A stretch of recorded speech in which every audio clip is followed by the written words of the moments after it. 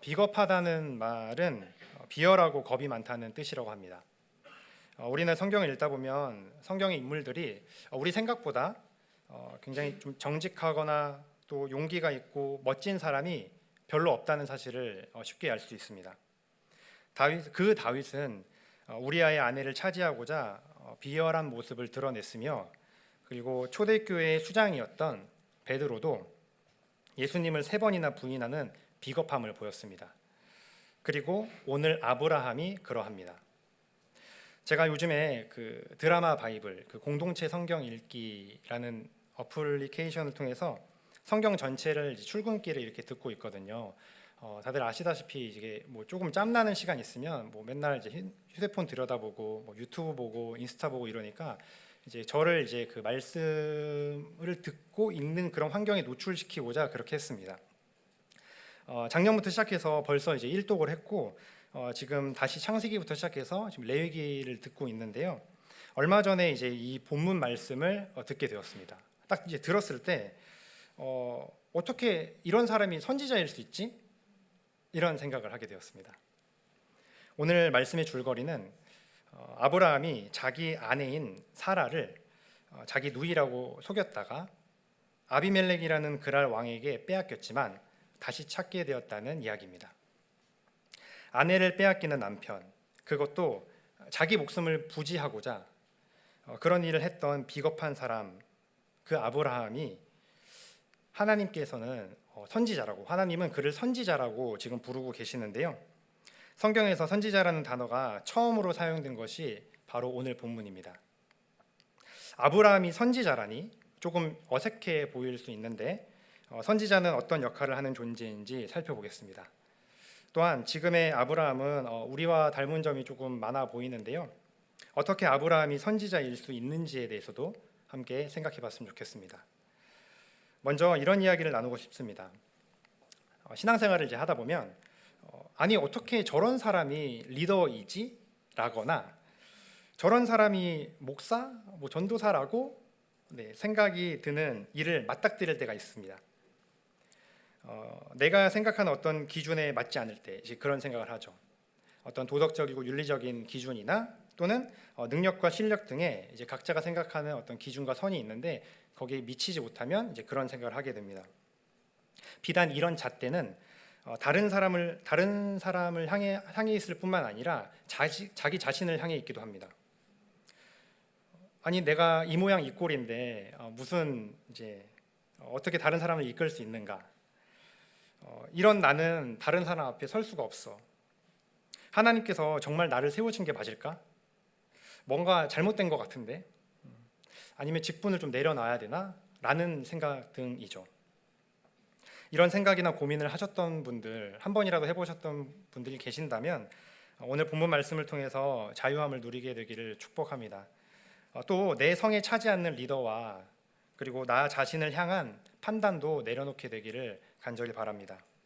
본문 말씀은 아브라함이 그랄이라는 가나안 지역에 거주하고 있을 때 벌어진 일입니다.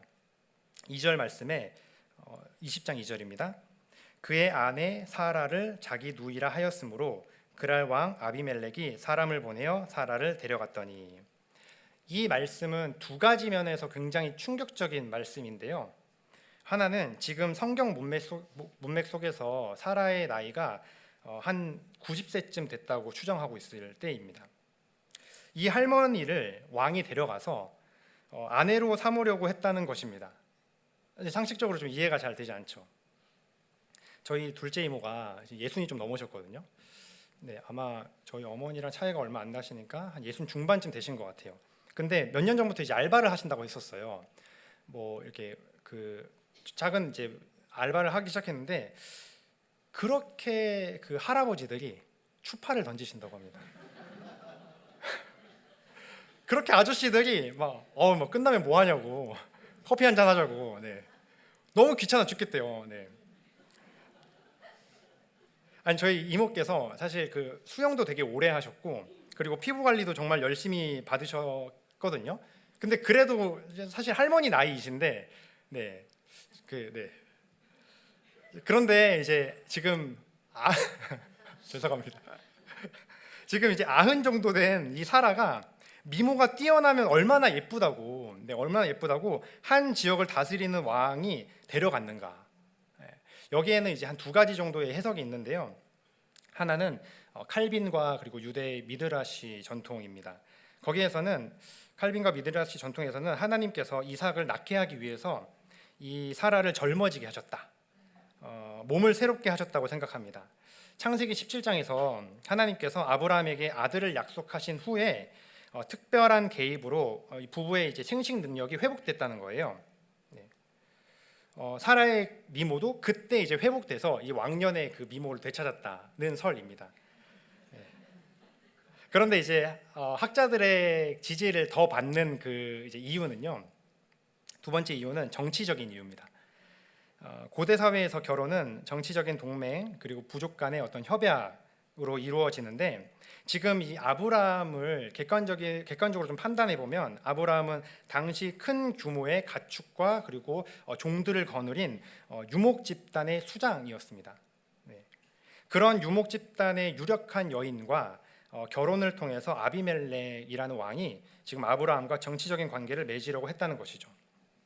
어쨌든 아비멜렉이 이 90살의 여인을 아내로 삼으려고 했다는 것 말고도 더 충격이 있는데요. 아브라함은 이미 예전에 비슷한 일을 겪었음에도 불구하고 지금 똑같은 반응을 보이고 있다는 것입니다.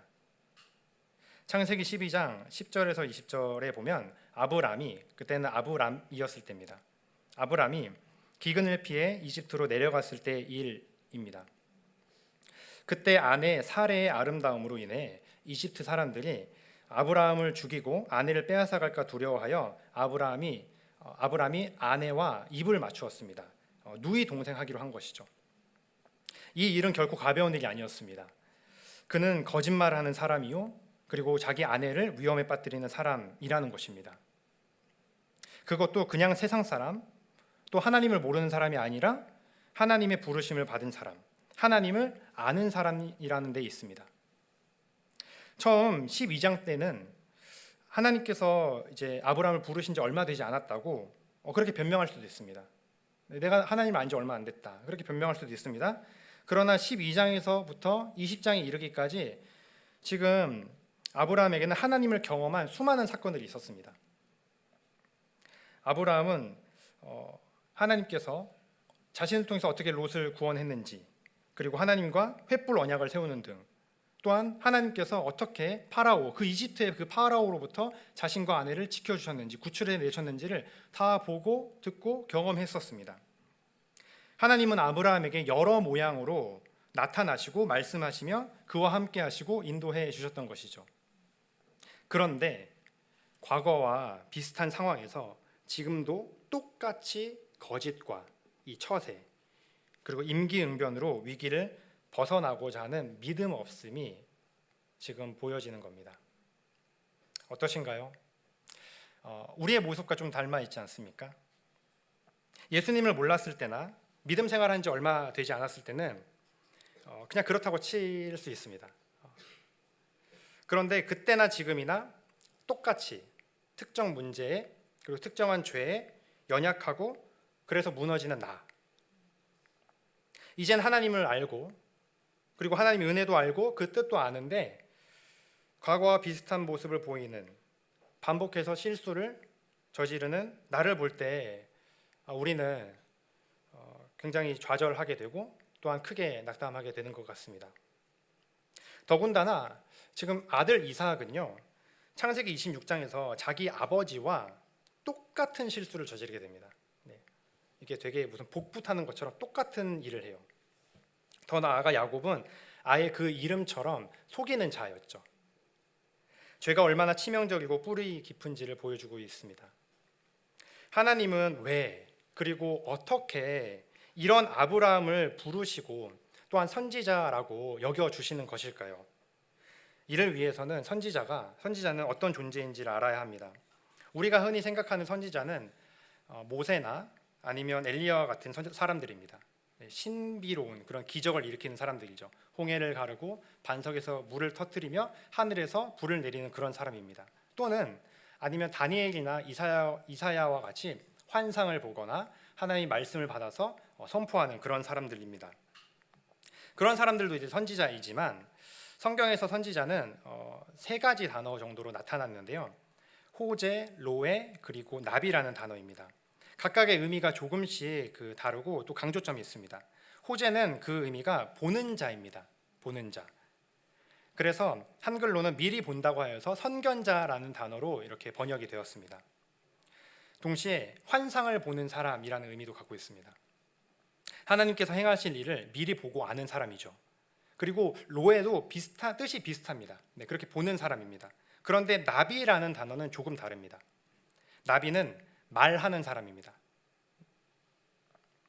하나님의 말씀을 전하고 또한 하나님의 말씀을 대변하는 역할을 말합니다.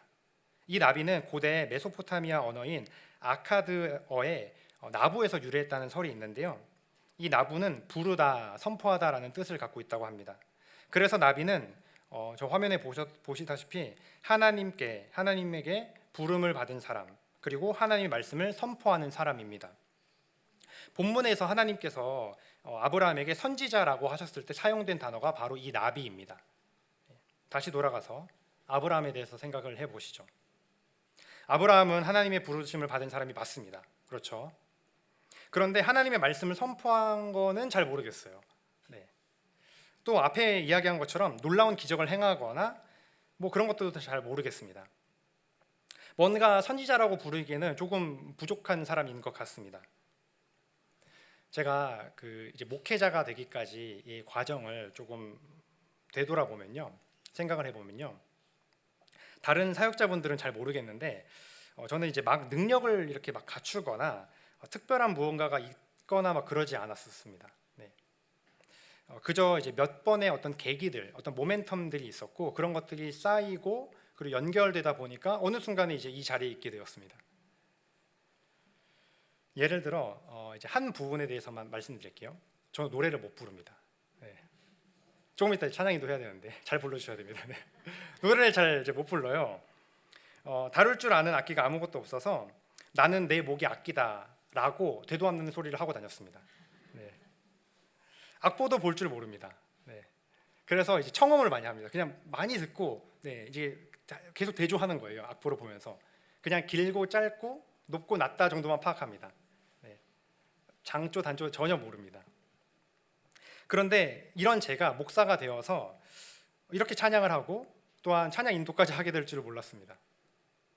처음에는 아주 우연하게 군대에서 찬양 인도한 것이 계기가 되었었거든요. 이제 대대 군종병이었는데 이제 여성분들을 위해서 잠깐 설명을 해드리자면 네, 군대 이야기. 네. 처음 들어갈 때부터 자기 역할이 어떤 종교 행사를 돕는 사람들을 군종병이라고 얘기를 하거든요. 네, 이 사람들은 뭐 총을 안 받나 뭐 그랬던 것 같아요. 네. 그리고 이제 자기 역할이 따로 있으면서도 이게 총을 받고 이렇게 업무가 따로 있으면서도 이제 우리식으로 얘기하면 이제 주일에 봉사하는 그런 이제 군종병이 있었습니다. 근데 저는 이제 후자였습니다. 네, 후자여서 당시 이제 조교였을 때인데 훈련병들이 종교 행사를 해야 되거든요. 이제 주일에는 무조건 다 이제 가야 돼요. 종교 행사장들을. 그래서 뭐 절이든 교회든 성당이든 다 가야 됩니다. 네, 해야 돼서 이제 허름한 교회에 모였어요. 되게 이제 컨테이너 박스 막 몇 개 이어 붙여두고 막 먼지 풀풀 날리고 되게 추운 그런 곳이었는데 설교는 지역의 이제 외부 이제 교회 목사님이 해주셨지만 찬양을 해야 되는데 이제 찬양을 뭐 할 사람이 없는 거죠. 네. 그런데 이제 제가 이제 대대 군종병이니까 해야 됐던 겁니다. 그때만 생각하면 이제 어떻게 제가 찬양했는지 모릅니다. PPT는커녕 네, 뭐 프로젝터, 뭐 컴퓨터 아무것도 없습니다. 음향 시설도 아무것도 없었어요. 네. 뭐 마이크도 아무것도 없었습니다. 네.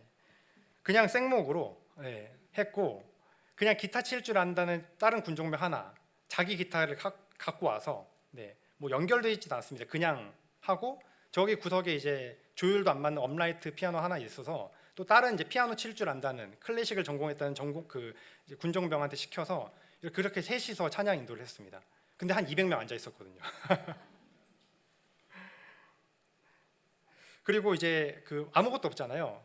근데 이제 책은 있었거든요. 이제 한 500곡 정도 CCM이 수록된 그런 그 책들이 있었는데 그런 것들을 나눠주고 수량도 안 맞습니다. 나눠주고 야 2명이서 3명이서 같이 봐라 해놓고 그러는 거죠. 자 120장 펼쳐.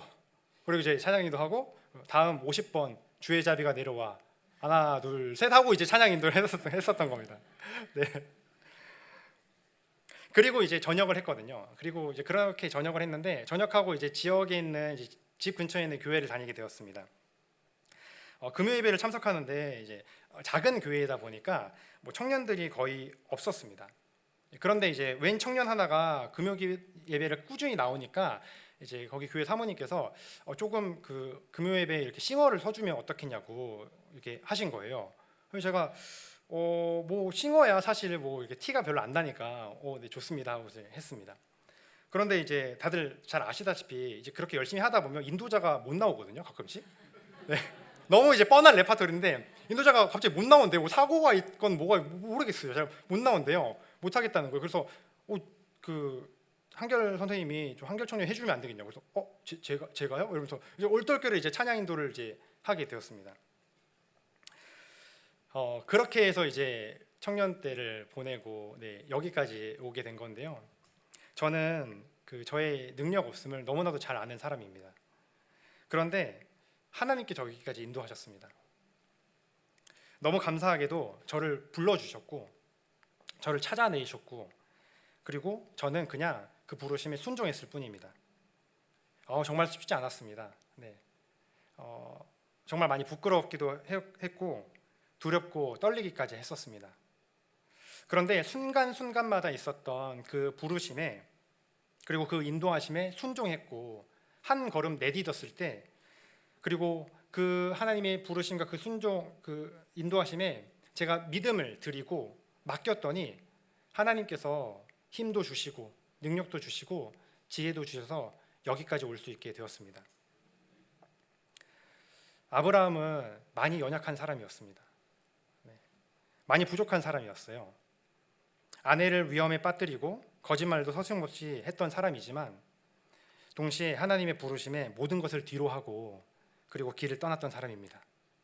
바로 그 순종이 그를 복된 인생으로 만들었습니다. 사랑하는 성도 여러분, 하나님의 부르심과 그 인도하심에 순종하시길 바랍니다. 정말 그 제가 뭐 30대 중반밖에 안 된 아직 어린 젊은 그런 경험을 많이 안 해본 사람이지만요. 어렸을 때부터 저희 믿음의 선배들이 선진들이 그런 이야기를 참 많이 하셨어요. 빨리 순종하는 게 좋다. 자꾸 버팅기다 보면 많이 돌아간다. 네. 근데 정말 그렇더라고요. 정말 그런 것 같습니다. 집사님 교사 해보시면 좋을 것 같은데요. 이제 목자 하실 때 되지 않았나요? 찬양팀에 싱어가 부족한데 섬겨 주실 수 있으세요? 등등.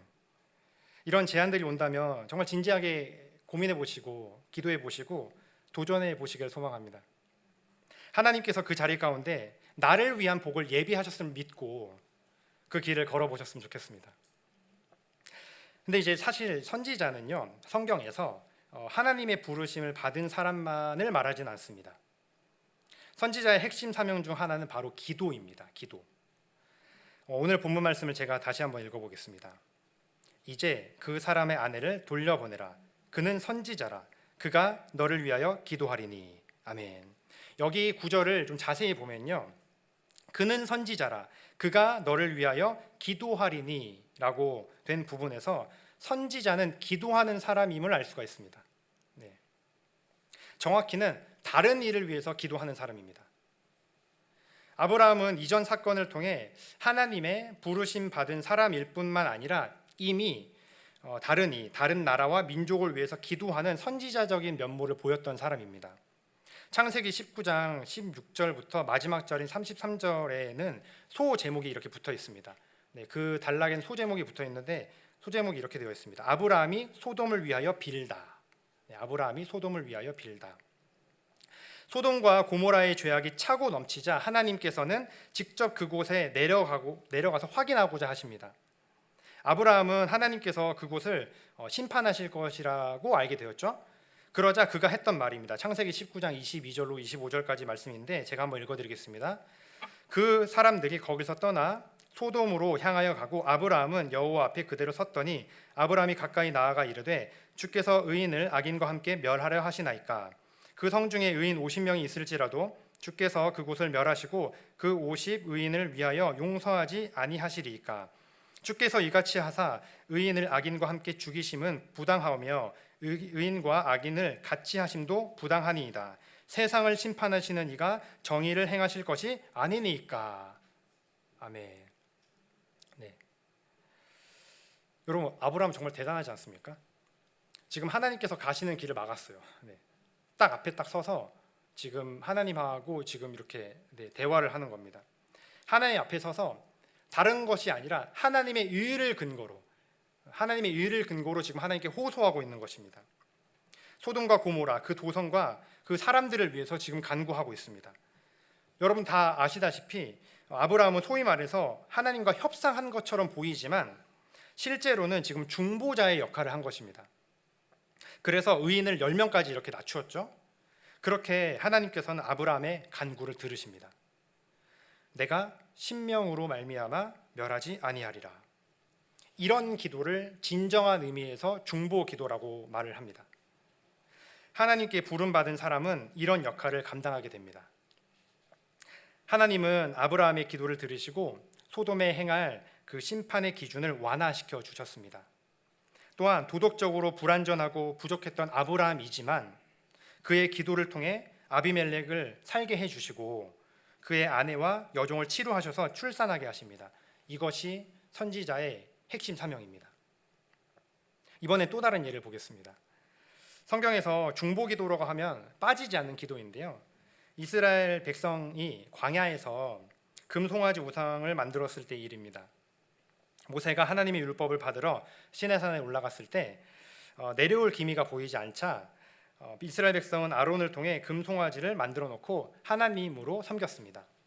그때 하나님께서 모세에게 백성이 부패했다며 이들을 진멸하고 모세를 통해 너를 통해서 내가 큰 나라를 이루겠다고 하자 모세가 했던 고백이 있습니다. 출애굽기 32장 11절에서 14절인데요. 네, 이거는 함께 읽어봤으면 좋겠습니다. 자, 시작. 모세가 그의 하나님 여호와께 구하여 이르되 여호와여 어찌하여 그 큰 권능과 강한 손으로 애굽 주의 백성에게 진노하시나이까. 어찌하여 애굽 사람들이 이르기를 여호와가 자기 백성의 산에서 죽이고 지면에서 진멸하려는 악한 의도로 인도해 내었다고 말하게 하시려 하나이까. 주의 맹렬한 노를 그치시고 뜻을 돌이키사 주의 백성에게 이 화를 내리지 마옵소서. 주의 종 아브라함과 이삭과 이스라엘을 기억하소서. 주께서 그들을 위하여 주를 가리켜 맹세하여 이르시기를 내가 너희의 자손은 하늘의 별처럼 많게 하고 허락한 이 온 땅을 너희의 자손에게 주어 영원한 기업이 되게 하리라 하셨나이다. 여호와께서 뜻을 돌이키사 말씀하신 화를 그 백성에게 내리지 아니하시니라. 아멘. 이 말씀도 굉장히 놀라운 말씀이죠. 왜냐하면 하나님께서 지금 한낱 인간의 말을 듣고 자신의 화를 굽히셨기 때문에 그렇습니다. 사실 깊이 따지고 보면 하나님께서는 모세가 이렇게 말해주기를 바라고 계셨어요. 그리고 모세가 이렇게 말할 것도 알고 계셨습니다. 여러분, 이런 모세의 기도와 그리고 이 모습을 보면 성경에 누군가가 떠오르지 않으십니까? 바로 예수 그리스도이십니다. 모세는 백성들의 죄를 사하기 위해 차라리 자기 이름이 생명책에서 지워졌으면 좋겠다, 지워달라고 이렇게 구했지만 예수님은 실제로 모든 믿는 자들의 죄를 짊어지시고 십자가상에서 하나님과의 관계가 끊어지는 고통과 함께 죽으셨습니다. 그래서 예수님께서는 새 언약의 중보자 그리고 영원한 중보자가 되셨습니다. 비겁했던 아브라함, 살아남기 위해서는 거짓도 서슴지 않았고 처세에 능했던 그가 선지자라는 거룩한 역할을 부여받은 것은 전적으로 하나님께서 그를 부르셨다는 데 있습니다. 또한 그는 자기 자신이 아닌 다른 이 그리고 나라와 민족을 위해서 하나님께 기도하는 사람이었습니다. 설교를 좀 정리하겠습니다. 오늘 말씀을 우리에게 좀 적용해 보길 원합니다. 아브라함이 선지자인 것이 오늘날 우리와 무슨 상관이 있을까요? 우리는 하나님의 부르심을 받아 그리고 예수 그리스도의 몸된 공동체 교회로 모였습니다. 결론부터 말씀드리면 교회는 세상을 향한 선지자적 사명을 감당해야 하는 공동체입니다.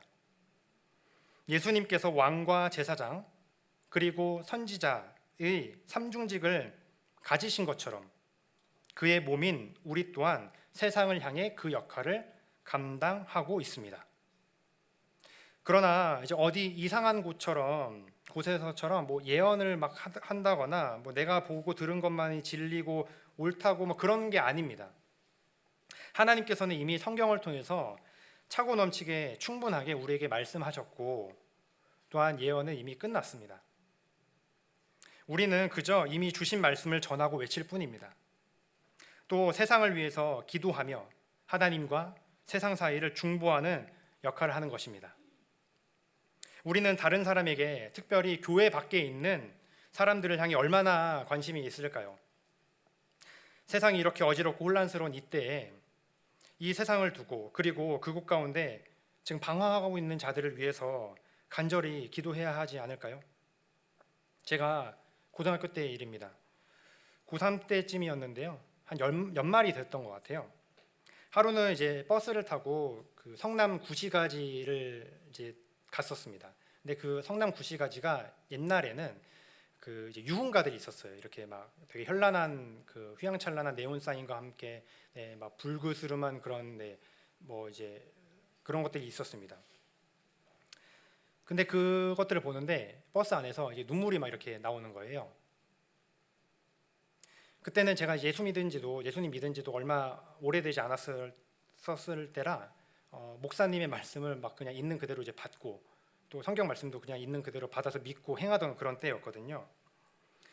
제가 이제 저희 동아리 부단장이었는데 나름 리더라고 말씀대로 그리고 들은 대로 이 공동체 아이들, 이 공동체 학생들과 내 동기들을 내가 품어야겠다면서 정말 간절하게 기도하던 때였습니다.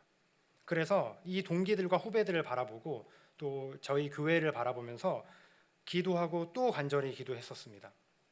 그런데 생각을 해보니 나는 고등학교를 떠나도 이 미션 스쿨을 떠나도 이 기독 동아리를 떠나도 나 홀로 이제 믿음을 건사하면서 어떻게든 교회를 떠나지 않고 살 것 같았었는데 제 동기들을 보니까 이거 안 되겠는 거예요.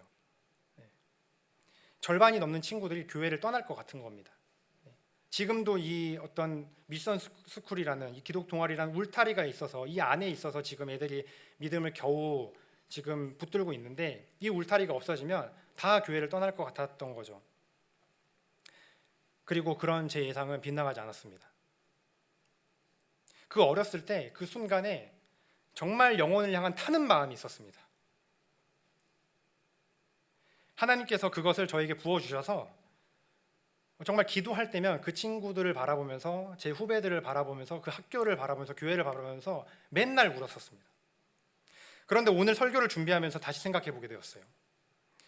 나는 가장 최근에 이 옛날 얘기 말고 10수년 전 이야기 말고 가장 최근에 영혼을 향해서 하나님께서 나에게 맡기시고 내게 사명으로 주신 이 공동체를 두고 타는 마음이 언제 있었는가?